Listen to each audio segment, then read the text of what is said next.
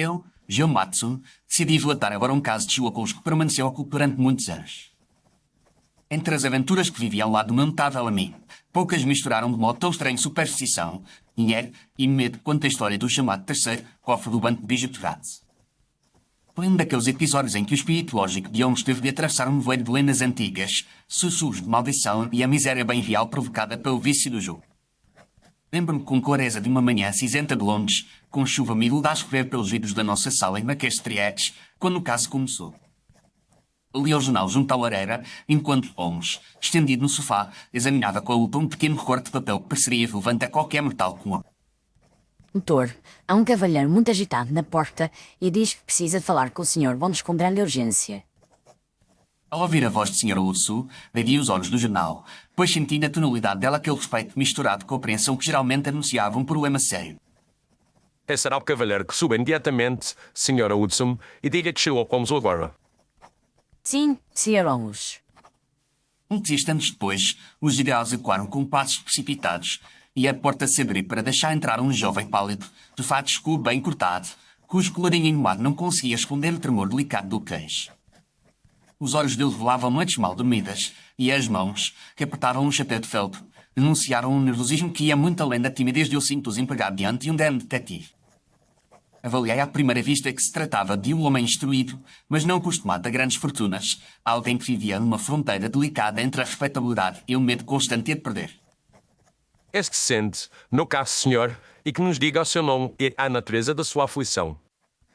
Chamo-me Fouet, senhor, e sou caixa no banco de Bijuteraze, na City, e juro pela minha honra que nunca te peguei um só centavo que não me pertencesse. Ao pronunciar estas palavras, o jovem engoliu em seco, como se temesse que até a própria voz lhe fosse retirada. Vejo pelo seu rosto que a sua honra foi posta em dúvida, Sr. Fuller, ou que acredita que uma sombra semelhante se aproxima rapidamente de si.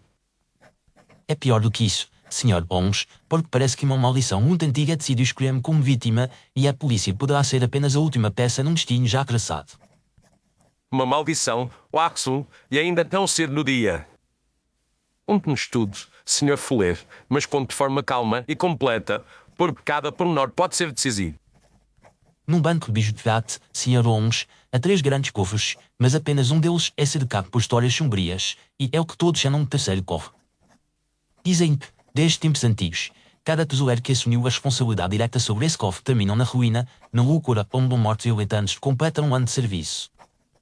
O jovem retirou do bolso interior do casaco um papel amarelado, cuidadosamente dobrado, e estendeu ao Holmes com mãos trêmulas.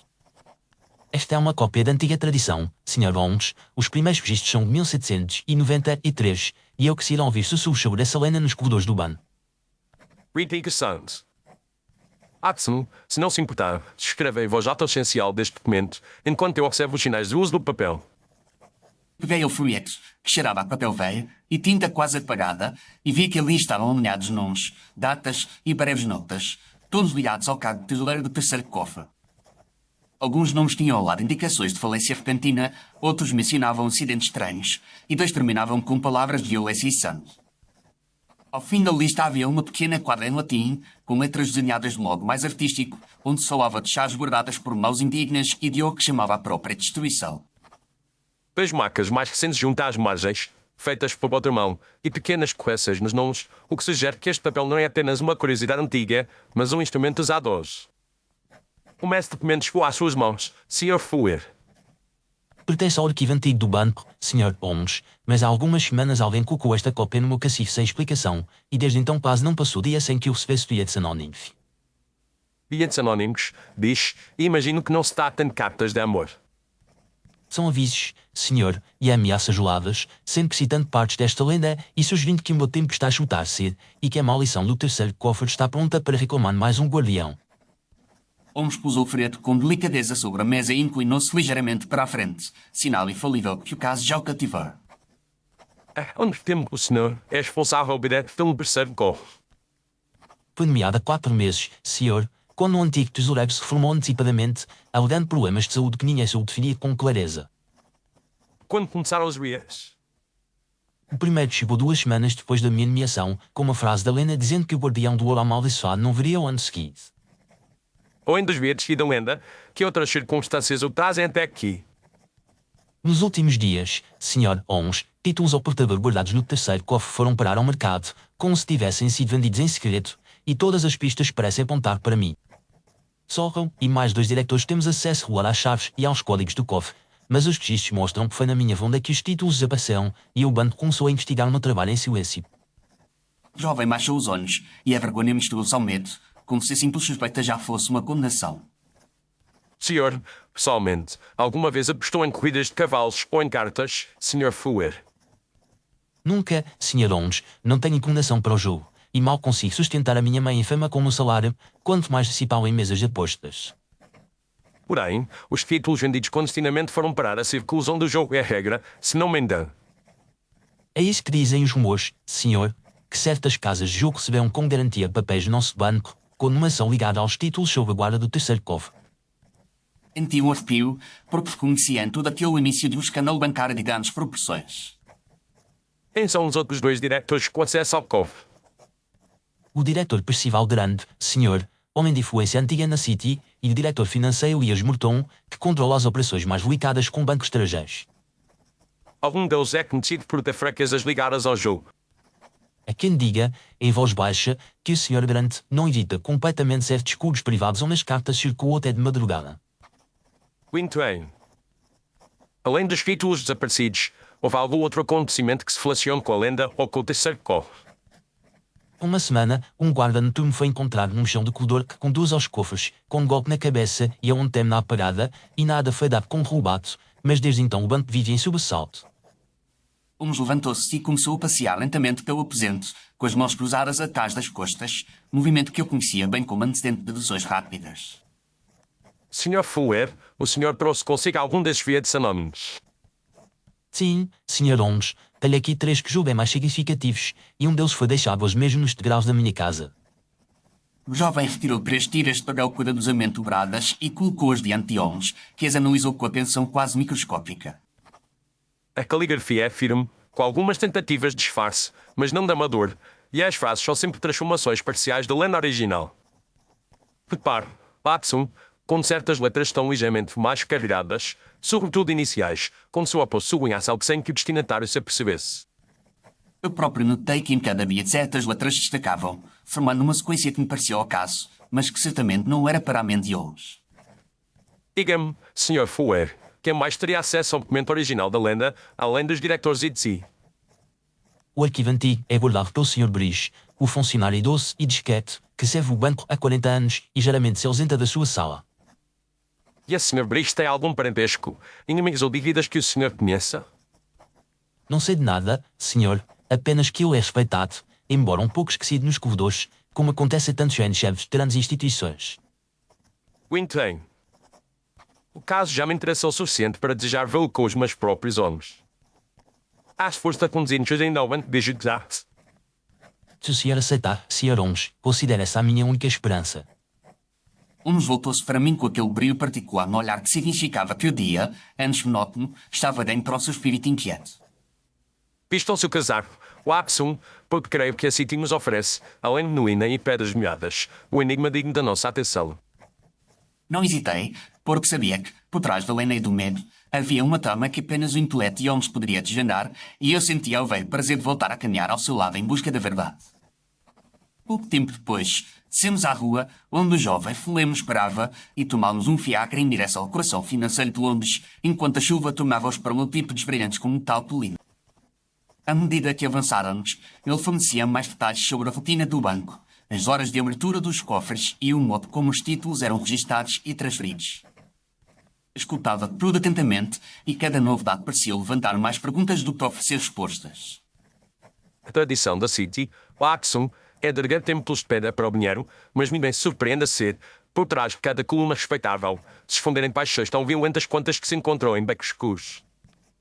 Concordei com Holmes, pois eu próprio vira muitos homens perfeitamente respeitáveis a sonhar a vida por causa de cartas, corridas de cavalos ou investimentos imprudentes. Chegamos enfim à imponente fachada do Banco de Bijouterie, um edifício de pedra clara, com colunas sólidas e grandes portas de madeira pesada, guardadas por funcionários de expressão severa. Adentro, o movimento era constante, com clientes bem vestidos, empregados de olhar apressado e o som metálico de moedas e canetas a riscar papéis importantes. Se quiserem acompanhar-me, senhores, vá-os primeiro ao gabinete do diretor Percival Durante, que certamente desejará falar convosco, ou pelo menos controlar a vossa presença. Será um prazer observar como o homem na posição de receber a visita de um estranho que vem examinar a sua casa. Subimos uma escada de mármore e percorremos um corredor onde destaques de antigos diretores pendiam em molduras douradas, olhando-nos quase severo. O gabinete do diretor fica no fim deste corredor, Sr. Holmes. O ler bateu com o respeito à porta, que se abriu após um breve convite vindo de um teor. Entre, Fuller e traga os cavalheiros consigo. Já me informaram da sua escala. Encontramos diante de um homem de meia-idade, de rosto fino e bem barbeado, cujo olhar avaliador passou por nós como se contasse não apenas as nossas roupas, mas também os nossos segredos. Presumo que o senhor seja Sherlock Holmes, que tão gentilmente se dispõe a interceder em favor do nosso jovem caixa. E presumo que o senhor seja o diretor de Percival Durante, cuja reputação é conhecida para além destas paredes. Diretor. Meu nome é respeitado, Sr. Holmes, e é precisamente por isso que não posso tolerar suspeitas que possam manchar o banco de justiça. Vejo-me obrigado, portanto, a encarar com a devida seriedade o desaparecimento de títulos do nosso terceiro cofre. Naturalmente, e não posso deixar de notar a sensatez de recorrer ao vento fora, ainda que indiretamente, através do Sr. Fuller, para evitar que um escândalo maior finalmente se encontrou. Se o senhor puder demonstrar que o jovem Fuller é inocente, eu serei o primeiro a aldão, porque isso significará que a culpa recai ao rojo onde ainda posso agir com energia. Diga-me, Diretor Duran, qual é a sua opinião sobre a antiga lenda de Pesserkov? Fala em ruína, loucura e morte para os seus tesoleiros. Considero essas histórias superstições antiquadas, Sr. Holmes, mas não ignoro o poder que exercem sobre mentes inquestionáveis. O banco não pode permitir que os seus entregados vivam com medo de fantasmas, quando o que mais nos ameaça são os números na coluna errada. Concordo que fantasmas raramente assinam cheques, Diretor, mas por vezes os homens usam fantasmas com máscaras.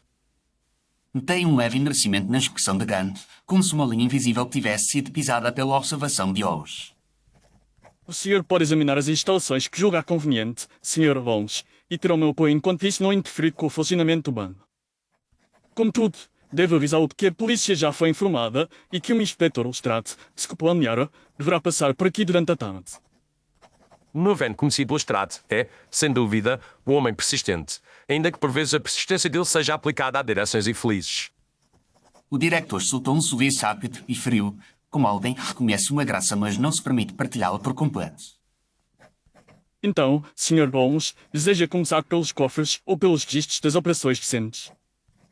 Comecemos pelos cofres, se não for incómodo, porque um local fala mais do que muitas páginas de números. Achando um gabinete grande, descemos por corredores mais estreitos, onde o ar parecia mais pesado e o som dos nossos passos assumia uma gravidade estranha. A entrada dos cofres fica além desta porta de ferro, senhores, e só é aberta com a presença de pelo menos 2 funcionários autorizados. Holmes observou a fechadura, a espessura da porta e a disposição das paredes com o mesmo interesse que o médico examina um órgão vital. Quantas pessoas, no total, conhecem os códigos atuais de abertura, Sr. Fuller? Apenas o diretor Grant, o diretor Morton e eu, senhor, e cada um conhece apenas uma parte da combinação, que precisa ser usada em sequência. Uma bela ilusão de segurança, porque 3 segredos parciais ainda podem encontrar-se numa só consciência, quando a confiança ou conspiração. Entramos num amplo compartimento de pedra, onde 3 grandes portas de cofre se aliavam, cada uma com a sua numeração em algarismos metálicos. Este é o terceiro cofre, senhores, aquele que se fala nas histórias antigas e que, para mim, se tornou praticamente um pesadelo. Um tal brilhava-se a luz fraca das lâmpadas a gás e a presença daquilo tudo inspirava tanto respeito quanto um altar religioso. Mostrar-me ao livro dos registros do cofre, Sr. Fuller, me indicará, tanto quanto Sara, os movimentos efetuados nos últimos 2 meses. Enquanto Fuller se ocupava dos livros, reparei numa mancha escura na pedra, junto ao corredor, como se algo tivesse sido recentemente limpo, mas não com perfeição. Ajoelhei-me para observar melhor e vi que a mancha guardava uma tonalidade avermelhada a que eu, como médico, infelizmente estava habituado. Chamei a atenção de Holmes, que se aproximou e tocou com a ponta do dedo na zona marcada. Sendo Watson, sem dúvida, e provavelmente o Ada que o nosso amigo me ensinou, e a posição indica que o corpo tomou com a cabeça em direção à parede. A lanterna apagada e o gol, preciso nada, disse com disco acaso, mas o agressor, curiosamente, nada levou dessa vez. O arrepio correu pela minha espinha ao imaginar o guarda solitário na quietude daquelas paredes de pedra, surpreendido por um inimigo invisível. Lora, Watson, registremos a direção do gol, a altura aproximada do impacto e a distância em relação à porta do cofre, porque talvez tenhamos de reconstruir essa cena mais tarde. Fiz mentalmente as medidas, como ele me indicou, e voltei a Fuller, que nos aguardava com o grande livro aberto sobre um suporte metálico. Aqui estão as entradas, Sr. Holmes. Cada linha com a data, a quantia e o número dos títulos depositados ou retirados. Vejo que a caligrafia é clara e cuidadosa, o que fala tanto da sua disciplina quanto do peso da responsabilidade de carreira. Indique no conjunto de títulos ligados ao caso que o trouxe até nós. Estão estes, senhor, títulos ao portador da Companhia Marítima do Norte, com uma ação entre 1120 e 1140, que foram declarados desaparecidos e depois surgiram num círculo de jogo clandestino, segundo nos informaram. Muito bem. E diga-me, quando religiu as últimas operações relativas a esses títulos antes de se notar o desaparecimento? O próprio, senhor, segundo o procedimento habitual, e nada de não ocorrer na altura. Holmes passou os dedos sobre as linhas escritas, como se pudesse sentir nelas a vibração de intenções ocultas. Os números são espelho da alma do banco, Watson, e por vezes um leve tremor numa cifra denuncia mais do que um rosto controlado. Terminada a inspeção dos cofres, seguimos novamente para o piso superior, onde o movimento de clientes começava a crescer com o avançar da manhã. Foi então que uma cena inesperada explodiu diante de nós, trazendo ao caso uma nova camada de perturbação. Ladrões. É isso que vocês são, ladrões respeitáveis com colarinhos engommados e roubando sob o pretexto de segurança. As palavras, carregadas de raiva e desespero, partiam de uma entidade madura que servia no centro do átrio, com o rosto vermelho e o chapéu amarrotado entre as mãos. Os empregados tentavam acalmá-lo, mas eu agitava papéis como se fossem armas. Depositei os meus títulos neste banco, confiei a minha vida ao vosso terceiro cofre, e agora dizem que desapareceram, que já não estão registados, e quem que eu aceite isso em silêncio. A atenção de todos no átrio convergiu para a cena e distingui, num canto, a figura do diretor da ANT, com a expressão de quem via uma tempestade chegar no pior momento. Aqui está, Watson, à outra ponta da corda, o homem simples cuja ruína reflete o desaparecimento dos títulos. Enquanto os empregados pediam calo ao cliente, uma figura familiar atravessou a porta principal com o casaco encharcado de chuva e o ar obstinado. Sempre que é tumulto, Holmes encontra o seu perfume discreto e começa a suspeitar que a City se tornou uma extensão daqueles triângulos. O extrato, no carro, é sempre um prazer ver que ainda confia na sua própria sorte tanto quanto na sua competência. Recebi um relatório sobre o guarda agredido e os títulos desaparecidos, e já vinha a falar com o diretor grande, mas agora vejo que o caso decidiu apresentar-se sozinho. E suponho que a sua presença signifique que, mais uma vez, terei de separar um alubrio enganador. Quero apenas ajudá-lo a distinguir ambos o extrato, porque no fim queremos as mesmas coisas, ainda que esquemos elas por caminhos diferentes. O inspetor aproximou-se do cliente enfurecido, que continuava a vociferar contra o banco, mas agora com um pouco mais de contenção aliante da autoridade policial. O senhor é Alpha Kings, não é? E os seus títulos são justamente da Companhia Marítima do Norte. Sim, inspetor. Trabalhei 40 anos para juntar o suficiente e agora dizem que o meu futuro evaporou como voz sobre o Tamisa. Tenha calma, homem, por acreditar não terá os títulos de volta, mas talvez nos impeça de ouvir que nos tirou de onde não devia. O lestrado lançou um olhar agudo em volta do átrio, como se esperasse ver a culpa refletida em algum rosto, e depois chamou o diretor grande para uma conversa mais reservada. Holmes, no entanto, permanecia em silêncio ao meu lado, observando cada gesto e cada troca de olhares, como um jogador de xadrez que estuda o tabuleiro antes do primeiro movimento decisivo. Repare, Watson, como o senhor garante parece mais inquieto com o escândalo público do que com a possibilidade de um crime real. De facto, o diretor não olhava para a pis com pena, mas com agitação, como se o homem envenenado fosse apenas um ruído inconveniente numa máquina bem oleada. Pouco depois, Lestrade convidou-nos a juntar-nos ele e ao diretor grande numa pequena sala lateral, onde o simulacro chegara apenas como um murmúrio distante. Sr. Holmes, o diretor grande informou-me que o senhor foi chamado por este jovem que acha aqui presente, que se vê agora no centro das suspeitas, e devo dizer que não posso simplesmente ignorar isso. Não peço que ignore o extrato. Peço apenas que mantenha a mente tão aberta quanto permite a sua natureza diligente. Já percebi que há títulos desaparecidos, um guarda agredido e um cliente arruinado que ameaça processar o banco, e isso é suficiente para me tirar o sono. Mas o que ainda não vejo com clareza é como entra na história esta tal maldição do terceiro cofre, de que todos falam em voz baixa. As lendas, o extrato, são frequentemente usadas como verbos convenientes, seja para assustar inocentes, seja para encobrir intenções menos honradas. No palpite inicial é que alguém se aproveitou da superstição antiga para construir um destino aparente para o Sr. Fuller, de modo que, quando a polícia fosse chamada, encontrasse já uma explicação pronta. O senhor está a sugerir que o jovem aqui é apenas um bode expiatório num teatro com mais bastidores do que plateia. Sugiro que, antes de prender um ator mais nervoso, talvez devamos descobrir quem escreveu o guião e quem vende bilhetes na porta deste teatro, que neste caso é um ban. O extrato fraseou sem, mas nos olhos do avô tanta aviação, por orgulho, que raramente obitia em voz alta. Muito bem, Holmes, já conheço o suficiente o seu método para saber que seria imprudente agir de forma precipitada. Vou interrogar o guarda assim que o médico permitir e vou precisar das cópias de todos os registros de acesso ao cofre nas últimas semanas. E o senhor o que pretende fazer? Pretendo estudar em detalhe os bilhetes enviados ao Sr. Fuller cirílico e compará-los com a lenda original, letra por letra e palavra por palavra, e depois observar de 7 estabelecimentos onde papéis valiosos se transformam em fichas de jogo. Ao sair daquela sala, senti que o caso não era apenas complexo, mas estruturado em camadas, como aquelas caixas de madeira oriental em que uma se esconde dentro de outra. Voltámos a Laquestes nessa tarde e Holmes passou horas em silêncio, com o folheto antigo e os bilhetes anónimos diante de si, enquanto eu tentava, sem sucesso, adivinhar a chave que eu procurava. O silêncio era quebrado apenas pelo ruído distante das carruagens na rua e pelo estalar da madeira na lareira. Watson, venha aqui e diga-me o que vê quando olha para estas letras sublinhadas nos bilhetes. Aproximei-me e vi que, em cada bilhete, certas letras da lenda estavam marcadas com traços quase invisíveis, pequenos choques de pena, como se o escritor tivesse hesitado por um instante. As letras sublinhadas, quando lidas em sequência, formavam duplos que me pareciam ser sentidos à primeira vista. Nos primeiros bilhetes apareciam letras que surgiam P e G, noutros surgiam I e M, e no terceiro bilhete havia uma combinação que se aproximava das iniciais do Sr. Fuller. Sr. V. Cobbs, Watson, porque está habituado a mensagens secretas que obedecem a um único método, mas aqui temos 2 métodos sobrepostos. Num primeiro plano, as letras indicam as iniciais de certos nomes ligados ao banco. No segundo, o posicionamento das palavras corresponde a fragmentos dos horários de acesso ao cofre.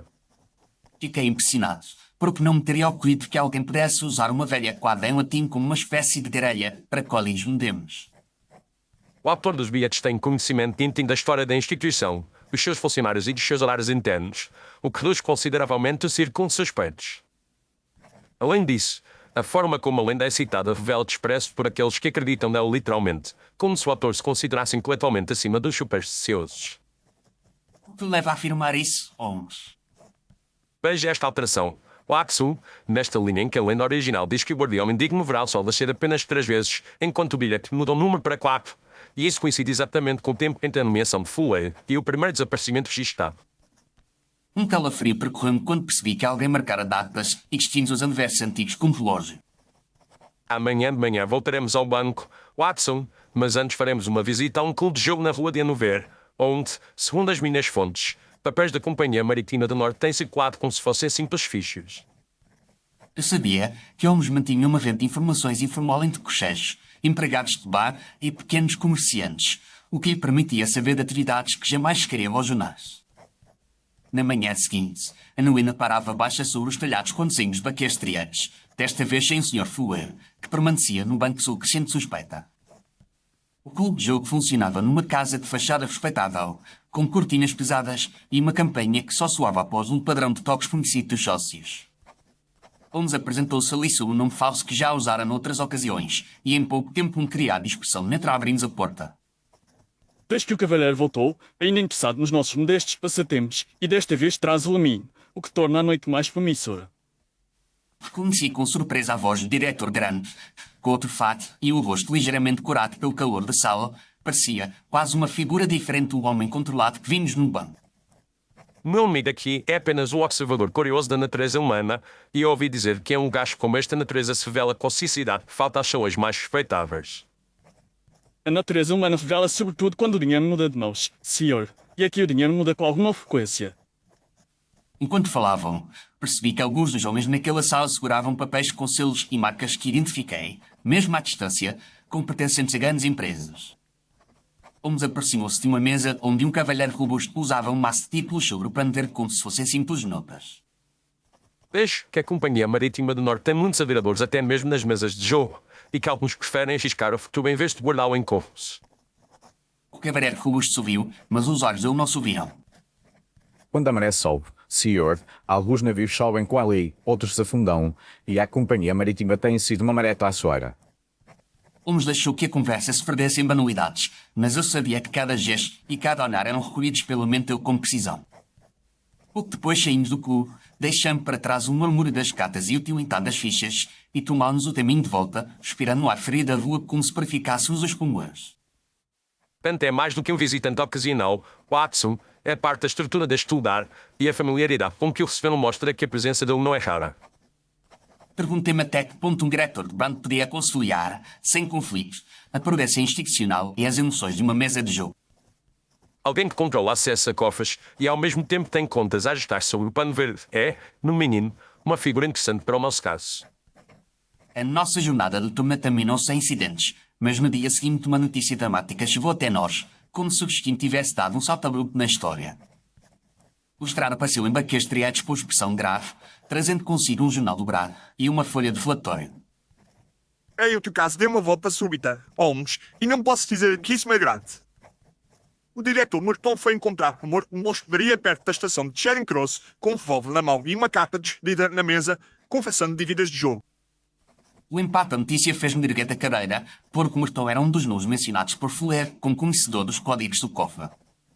Mostre-me a carta, mostrate, se puder, porque as palavras de um morto, quando são realmente dele, têm um sabor particular e quando não são, têm um sabor ainda mais curioso. Esta é uma transcrição, a capa original permanece sob custódia, mas o tiro foi preservado com exatidão. Vi as linhas que falavam de vergonha, de apostas mal calculadas, de títulos usados como garantia em casas de jogo e de uma culpa que o signatário dizia não poder mais suportar. O texto mencionava de forma vaga a instituição bancária, mas não nomeava o terceiro cofre nem o desaparecimento específico dos títulos da Companhia Marítima do Norte. Uma confissão de azar geral. Watson, que parece ali diz tudo bem, ao mesmo tempo, nada de concreto. O Estado, o senhor verificou se o Volvo tinha apenas um disparo ou se havia mais sinais de uso.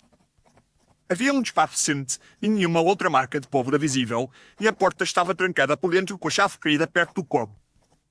O dono da hospedaria jurou que ninguém entrou ou saiu durante horas.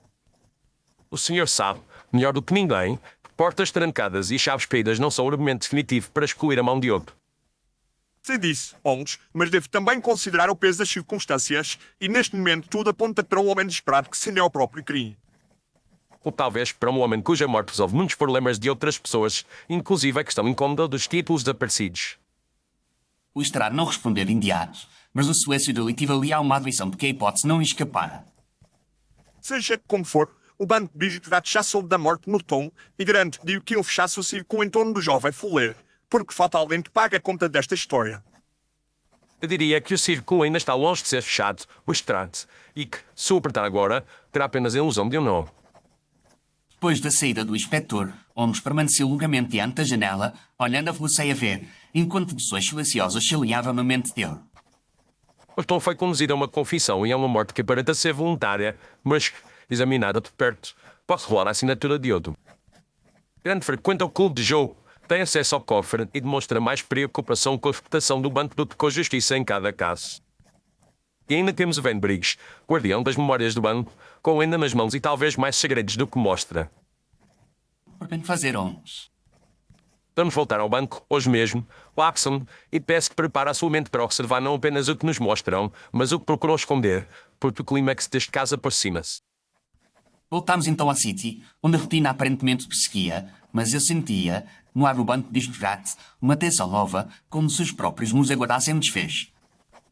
Fomos recebidos com cortesia fria e logo encaminhados ao gabinete do diretor grande. Senhor diretor, o senhor Holmes deseja falar consigo em particular em relação ao falecimento do diretor Morton.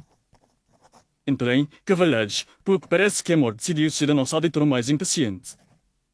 Grande mostrava sinais de fadiga, com sombras profundas sob os olhos, mas a voz permanecia firme e controlada. A morte, diretor, é uma auditora que por vezes confere as contas de acordo com uma lógica que não aparece nos livros oficiais. Em perguntar-lhe, sem rodeios, se o senhor acredita que Morton agiu sozinho na questão dos títulos usados em mesas de jogo. O relatório que recebi indica claramente que Morton estava atuado em dívidas e que usou recursos do banco para encobrir perdas, Sr. Holmes. A carta dele é um reconhecimento dessa culpa, ainda que incompleto nos detalhes. E não lhe ocorre que uma carta pode ser escrita sob pressão ou até ditada por alguém com forte interesse em fixar determinada versão dos acontecimentos. O senhor sugere que um homem na posição de diretor financeiro se deixaria manipular como um mero empregado de Estado. Sugiro que um homem com dívidas e medo pode ser moldado por alguém com mais sangue frio e menos escrúpulos. Os olhos grandes trataram-se por um instante, mas logo recuperaram a expressão neutra. Esse também que nos permita falar com o Sr. Brice, o guardião dos arquivos antigos, porque creio que o passado da casa tem algo a confessar. Se isso ajuda, Sr. Holmes, mandarei chamar Brice, embora não veja que contribui para um velho bucaca possa trazer para uma situação tão moderna quanto a França. Pouco depois, o homem de cabelos brancos e ombros ligeiramente curvados entrou no gabinete, trazendo consigo um discreto cheiro de papel velho. Chamou-me Sr. Diretor. A voz era suave e cuidadosa, como a de alguém habituado a lidar mais com documentos do que com conversas. Sr. Briggs, o senhor guarda há décadas a memória escrita desta instituição e eu gostaria de saber se, ao longo dos anos, notou alguma relação entre a lenda do terceiro cofre e momentos de crise do banco. A lenda assim de volta quando a medo, Sr. É como uma velha história de família que se conta mais nas noites de tempestade. Houve épocas em que perdas e falências foram associadas ao terceiro cofre, mas, na maioria dos casos, eram apenas maus investimentos ou diretores imprudentes. Esses diretores imprudentes por acaso aparecem também em relatórios que não chegam ao conhecimento dos clientes. E, Sr., alguns nomes repetem-se nos relatórios internos, mas nem todas as imprudências são tornadas públicas. E quem teve acesso regular ao folheto original da lenda nos últimos meses? Apenas eu, Sr., quando muitos, algum diretor que peça para vê-lo, o que aconteceu 2 vezes recentemente. Quando a quais diretores pediram um documento? O diretor Morpão veio consultá-lo há 3 meses e o diretor grande pediu para vê-lo algumas semanas antes do senhor aparecer aqui. Senti uma mudança sutil no ar do gabinete, como se uma peça importante do puzzle tivesse sido colocada diante de nós. Muito obrigado, Sr. Briggs. A sua memória é tão valiosa quanto qualquer cifra guardada nos cofres. E que compreende em ser útil, senhor. Quando o Brice saiu, Holmes deixou um longo silêncio parar na sala, obrigando Grant a confrontar mentalmente o que acabara de ser revelado. Diretor Grant, não posso deixar de notar que o senhor se interessou recentemente pela lenda e que ao mesmo tempo frequentou um clube onde títulos do seu próprio banco passaram a circular como garantia. O senhor está a ultrapassar os limites, Holmes. Interessar-me pelas tradições da casa que dirige não é crime, e quanto à minha vida privada não vejo por que devo justificá-la perante si. A lenda fornece o vocabulário de medo necessário para quebrar o espírito de um jovem como Fuller, e o clube de jogo oferece o palco onde títulos desaparecidos encontram compradores ávidos. É-se saber quem escreveu o guião completo e quem movimenta os atores. A tensão era quase palpável, mas Holmes decidiu recuar um passo para avançar 2 depois. Não prendei com palavras neste momento, diretor, mas aviso que o seu nome já está profundamente ligado a este caso na minha mente. É-se apenas que permita que eu, o Dr. Watson e um inspetor ilustrado estejamos presentes esta noite, quando o banco fechar, para uma pequena experiência que talvez esclareça os pontos ainda obscuros. Uma experiência, bicho, e o que pensa fazer? Nada que perturbe as contas, asseguro, apenas uma reconstrução dos acessos ao terceiro cofre, na presença de um número reduzido de pessoas de confiança. Se isso ajudar a limpar o mundo do banco e a esclarecer esta história, não me operei, desde que a polícia seja informada. A polícia será indispensável, diretor, porque prefiro sempre que as algemas venham de mãos oficiais. Essa tarde arrastou-se lentamente.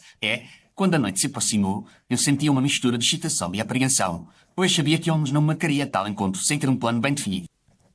Voltámos ao banco após o içamento ao público e encontramos o Lestrade, o diretor Grant, o Sr. Brice e o jovem Fuller reunidos no átrio silencioso. É que esta encenação vale a pena, Holmes, porque raramente tenho o luxo de escolher a hora e o cenário para uma solução. A verdade, o estrago, é como um besouro atrasado, mas quando aparece traz consigo tudo o que deve. É-se que todos estamos aos cofres, porque é lá que as últimas peças precisam ser colocadas. A descida foi feita em silêncio e o som das nossas passadas ecoava de modo estranho naquela hora tardia. Diante das portas dos cofres, Holmes pediu que as lâmpadas fossem reguladas para uma luz moderada. Sr. Fuller fará exatamente o que fazem qualquer noite em que verificam terceiros cofres, com a diferença de que um inspetor ilustrado observará cada passo e o diretor grande fornecerá a sua parte da combinação. Sim, Sr. Holmes, eu abrirei o cofre com facilitamente. Anda aproximou-se da fechadura, introduziu a sua parte do código e ficou, permitindo que Fuller completasse o processo. Quando o pesado mecanismo se abriu, o ar frio do interior do cofre ergueu-se como um suspiro frontal. Agora, Sr. Fuller, mostre-nos o compartimento onde eram guardados os títulos da Companhia Marítima do Norte, aqueles cuja falta foi registada. Fuller levou-nos até uma prateleira identificada, onde documentos arrumados descansavam em aparente ordem perfeita. Pediu que anotasse os números visíveis e eu reconhecia a sequência que o jovem mencionara anteriormente. Essa agora é que todos saíram do cofre, exceto o diretor grande e o Sr. Briggs, que ficarão comigo por alguns minutos. Não gosto de deixar o senhor sozinho com suspeitos, Holmes. Não se preocupe, o estrado, ainda não estou pronto para me tomar fantasma de PC de cofre. Obedecemos, e eu, juntamente com o Fuller e o Lestrade, fiquei no corredor exterior, enquanto a pesada porta permanecia entreaberta. Alguns minutos depois, a voz de Holmes chamou-nos do interior. Podem entrar agora, se fizerem o favor. Quando voltámos ao cofre, vi que algumas pastas tinham sido deslocadas da prateleira e que uma pilha de títulos se encontrava sobre uma pequena mesa metálica. Estes são alguns dos títulos que foram dados como desaparecidos e que, no entanto, repousavam aqui misturados a outros, como se nunca tivessem deixado o cofre. Isso é impossível, Holmes, porque tem provas que papéis com a mesma numeração foram usados num clube de jogo. Não exatamente com a mesma numeração, o extrato, mas com números muito próximos, suficientes para indicar que não conhece o sistema completo do banco. O que aconteceu foi uma troca. Senti o coração acelerar, porque percebi que nos aproximávamos do núcleo do truque. Alguém retirou temporariamente estes títulos usando acesso legítimo ao cofre e colocou no lugar deles outros papéis de aparência semelhante, mas com numeração falsificada que não correspondia à lista interna. Estes papéis falsos foram depois usados como garantia em mesas de jogo, enquanto os originais permaneciam sempre ao alcance do conspirador, prontos para serem devolvidos quando a tempestade passasse. E o guarda-redes do protetor? O guarda viu algo que não devia, talvez uma ronda fora do horário normal ou uma luz onde não é suposto haver luz, e foi neutralizado com um golpe rápido. Merton, o diretor financeiro morto com uma carta de confissão. Merton foi cúmplice ideal durante algum tempo porque tinha acesso a operações internacionais e precisava desesperadamente de dinheiro para cobrir dívidas, mas tomou-se perigoso quando começou a vacilar. Foi conduzido a uma hospedaria com uma arma que mal sabia usar e uma carta cuidadosamente preparada, e o que seguiu foi menos um suicídio e mais uma execução encenada. Então alguém escreveu a carta por ele? Alguém que conhece de perto a forma como homens honrados tentam justificar o injustificável e que, ao mesmo tempo, tem prática em infligir documentos que resistem a uma leitura apressada. Os olhos de Holmes voltaram-se lentamente para o diretor grande. Diretor Dran, o senhor consultou uma lenda com Briggs, frequentou o clube onde os títulos foram vistos, teve acesso ao cofre e, ao mesmo tempo, os grandes bem fixadas suspeitas sobre o Sr. Fuller. Além disso, a caligrafia dos bilhetes anónimos, mesmo disfarçada, traz as mesmas características do seu traço quando assina relatórios internos. Isto é um absurdo, Holmes. O senhor construiu um conto de fadas a partir de coincidências e preconceitos contra o meu gosto pelo jogo. Não são coincidências, diretor, são camadas de um plano cuidadosamente construído, tal como a lenda que usou como molde. Precisava de capital rápido, e os títulos do próprio banco eram uma tentação irresistível, mas não podia arriscar-se a perder o emprego ou a reputação, então teria um esquema em que papéis verdadeiros e falsos traçaram à volta do terceiro cofre. Para o caso de algo correr mal, precisava de um culpado pronto, o jovem de boa reputação mas sem influência, a quem pudesse atribuir a maldição. O senhor tentou destruir a minha vida, diretor. A voz de Fuller tremia agora de indignação. Não de medo. Não devo nada a este jovem, e o banco não proverá culpa alguma contra mim com base em suposições de um detetive amador. Devo avisá-lo, diretor Grant, que as suposições deste detetive amador já levaram muitos homens a julgamentos bem concretos. Eu nunca fui partidário de ignorar uma linha de raciocínio só porque ela desagrada alguém em posição de comando. Se fizer provas mais sólidas, o Strat encontrará nos registros do clube de jogo que o proprietário certamente guardou cópias de acordos em que títulos do banco foram usados como garantia, com datas que coincidem com acesso invulgar ao cofre. Encontrará também, na letra de Merton, anotações pessoais que mencionam o parceiro na direção do banco, alguém que ele chamava de patrono e que lhe prometera proteção enquanto fosse útil. O Estrado respirou fundo, como alguém que vê o caminho à frente tornar-se subitamente nítido. Diretor Grant, considero prudente neste momento de que me acompanhe até à área para prestar declarações formais. Tudo o que for dito a partir de agora poderá ser usado para decidir se o senhor é um administrador zeloso ou arquiteto principal de uma fraude. Não direi mais nada sem a presença do advogado. Uma escolha sensata, dadas as circunstâncias. Enquanto os trácomos ia grande pelo corredor, as lâmpadas laçavam sombras longas na pedra e pensei em quantas vezes aqueles mesmos passos tinham ecoado sem que nem imaginasse que se passava nos bastidores. Estávamos no cofre apenas eu, Holmes, Fuller e Brice. Nunca pensei que uma lenda fosse usada dessa forma, Sr. Holmes. Sempre acreditei que servia apenas para assustar aprendizes e avivar memórias antigas. A lenda foi apenas a moldura, Sr. Brice. Qualquer história repetida o suficiente torna-se uma ferramenta e cabe a cada homem decidir se a usa para o bem ou para o mal. E o que sabe de mim agora, Sr. Holmes, o banco acreditará na minha inocência. O banco não terá outra escolha, Sr. Fuller, porque as evidências caminham na direção oposta à sua pessoa e uma instituição desta dimensão não pode sustentar um erro tão grave sem corrigi-lo com rapidez. Além disso, o estrado é um homem que não gosta de condenar um inocente quando o culpado se apresenta com tanta insistência. Fuller passou a mão pelos olhos com que acorda de um pesadelo e senti de novo o privilégio de assistir à libertação de um homem pelo simples poder da verdade. Nas semanas que seguiram soubemos que o caso foi levado aos tribunais. Vieram à tona provas dos acordos no clube de jogo, dos registros de acesso ao cofre manipulados e até pequenas notas de mortomo encontradas no livro de contabilidade, onde ele escrevera que a lenda do terceiro cofre tinha sido a arma escolhida por grande para esmagar consciências frágeis. Vem Brice continua a guardar o arquivo do banco, mas agora com novo respeito pela forma como o passado pode ser usado para iluminar o presente. Fuller foi não apenas absolvido, mas proibido e usou o aumento de salário para assegurar melhor tratamento à mãe e uma vida mais tranquila hoje das sombras das salas de jogo. Quanto ao banco de Digitorat, decidi manter o terceiro cofre em uso, mas alterou os procedimentos de acesso e colocou, ao lado do folheto da lenda, uma nota lembrando que a maldição foi, certa vez, vencida pela evasão de um detetive. Numa tarde calma em Baquês de Pietes, quando o caso já se encontrava oficialmente encerrado, comentei com Holmes a estranha mistura de superstição e lógica que ele encontrara naquela aventura. E sim que talvez a fé do povo em maldições fosse uma forma de explicar aquilo que não compreendiam nas engrenagens frias do mundo financeiro. As pessoas preferem maldições a equações, Watson, porque uma maldição tem rosto, voz e história, enquanto uma equação é apenas uma sequência de símbolos que poucos desejam aprender. Mas a verdade é que tanto a maldição quanto a equação podem ser usadas como vês, e o nosso trabalho é olhar por baixo de anos. Perguntei se acreditava que o terceiro cofre continuaria a ser temido. Sem dúvida, meu caro, porque o medicamento se desfaz com um único caso, mas talvez agora alguns homens tenham aprendido que os verdadeiros demónios gestem coletes impecáveis e sabem ensinar os Bloodporridge. Vimos os dois, e a lar era crepitou de forma mais acolhedora, como se a própria casa partilhasse da sensação de dever cumprido. Penso muitas vezes, embora o mundo nunca venha a conhecer todos os feitos de Sherlock Holmes, este caso, pelo menos, tem agora o seu lugar entre as aventuras que guardo na memória. E é essa mesma memória que me traz hoje até si, escuta estas palavras, para agradecer por ter permanecido comigo até ao final desta história. Agradeço imensamente por ter ouvido esta aventura do terceiro cofre do banco de Beijo do Gato da Terra ao fim.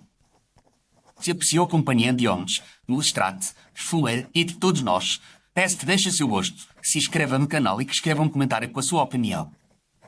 Convido também a apoiar este projeto através do código QUER no canto inferior direito do vídeo ou do link na descrição, que nos ajuda a continuar a trazer casos nunca revelados de Sherlock Holmes. Na descrição encontrará ainda ligações para outras obras de uma série completamente diferente, que talvez também despertem a sua curiosidade e imaginação. Despeço-me por agora com sincera gratidão, esperando encontrá-lo na próxima aventura aqui no Casos Nunca Revelados de Sherlock Holmes.